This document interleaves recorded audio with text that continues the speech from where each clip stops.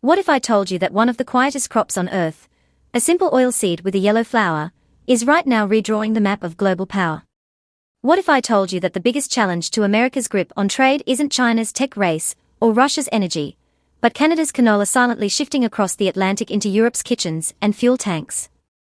Sounds almost unbelievable, right? But that's exactly what's happening, and it's a story nobody in Washington wants to talk about. The question is, why does this matter to you, to me, to anyone who thinks food and energy are separate issues? Because canola is no longer just about cooking oil, it has become currency in the new global economy. And once you see how this crop has turned into leverage, you'll realize the US may not be able to stop it. For decades, China was the anchor for Canada's canola industry. Billions of dollars worth of seed, meal, and oil moved from the prairies to Chinese markets every year. It was predictable, stable, and lucrative. But politics has a way of smashing stability. Diplomatic spats, security controversies, and finally tariffs closed the door almost overnight. China's message was blunt: Canada's agriculture was no longer welcome. Seed exports shrank to a fraction, canola meal into Chinese feedlots collapsed, and oil shipments stopped cold. Imagine you're a Canadian farmer, your top buyer just slammed the door. Do you panic? Or do you pivot? Here's the twist. That sudden loss didn't sink the industry. It triggered one of the fastest trade redirections in modern agriculture. Canada turned west, not toward the United States, its closest neighbor, but toward Europe. And Europe welcomed it with open arms, not out of charity, but out of need. The war in Ukraine disrupted sunflower oil supplies, one of Europe's food staples. Global vegetable oil markets tightened. Prices shot up. And into that void, Canadian canola flowed like gold. Suddenly, a crop once tied to Asia became the lifeline of European food security. The numbers are staggering. What used to be a modest trade trickle is now millions of tons of Canadian seed shipped annually to Europe. Canola found its new home in food factories, bakeries, and frying pans across the continent. But it wasn't just about supply, it was about price. Canola traded cheaper than Europe's traditional rapeseed, making it a financially smart swap. European food producers locked in contracts. Canola stopped being a temporary filler and became a permanent fixture.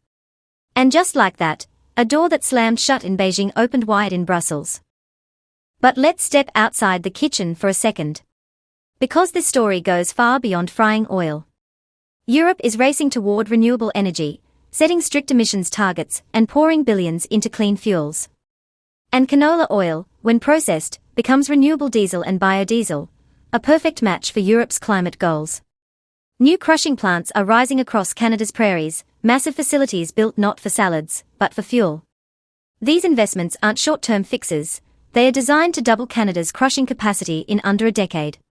The oil that once went to Chinese food markets is now fueling Europe's energy transition.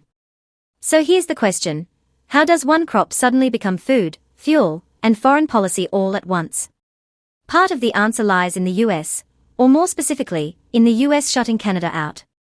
Washington's new clean fuel production credit created barriers that excluded much of Canada's canola oil from US biofuel plants. Instead of deeper integration, America built a wall of regulation. Ottawa's response: look east. With fewer restrictions and higher demand, Europe became the logical buyer. Each ton of canola shipped to Europe now reduces Ottawa's reliance on Washington's policy swings. For the first time in history, Canada's agriculture isn't automatically tied to US markets. That is a geopolitical earthquake. And if you think this is just about exports, think again. Billions are being poured into railways, grain elevators, and ports to move canola eastward. Saskatchewan and Manitoba are building state-of-the-art crushing plants. Export terminals on the Pacific coast are gearing up for higher throughput. Private equity and energy giants are joining forces with agribusiness to lock in supply chains from farm to fuel refinery. When that kind of infrastructure goes up, it isn't temporary. It's permanent. Canada isn't just selling canola. It's rewiring trade routes and cementing a new transatlantic alliance. Here's where it gets even more interesting. By embedding itself into Europe's food and energy systems, Canada gains leverage. Think about it. If Europe relies on Canadian canola for both bread and biodiesel, How does that shift diplomatic conversations about NATO, about Arctic policy, about energy cooperation? Suddenly, the country with endless yellow fields isn't just a polite trading partner, it's a strategic supplier. And every shipment across the Atlantic chips away at US dominance in both agriculture and energy. Meanwhile, American farmers face a new competitor.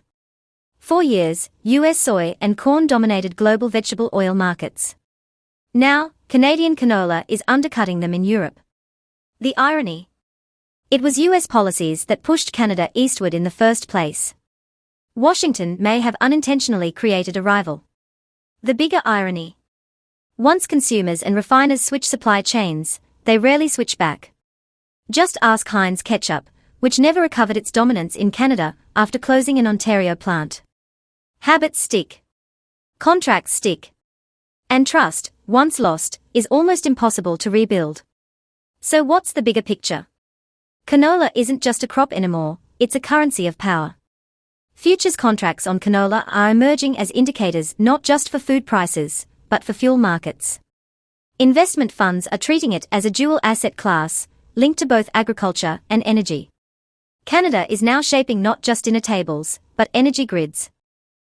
Food becomes fuel, crops become strategy, and agriculture becomes geopolitics. And here's the cliffhanger: if Canada can rebrand canola into a strategic asset, what's next? Could wheat become Europe's next food security hedge? Could pulses and lentils tie into Asia's protein crisis? Could Canada, a country often overlooked in global power games, turn its vast farmlands into the backbone of a new world order? This is not just diversification. This is agricultural geopolitics in action. By pivoting away from China and bypassing US restrictions, Canada has found a stable, growing, and politically aligned partner in Europe. For Canadian farmers, it means stability. For Europe, it means security. For the US, it means competition. And for the world, it means the yellow flower on the prairies is no longer just a farmer's crop, it's a tool of sovereignty. So let me ask you, is this the beginning of a permanent realignment in global trade?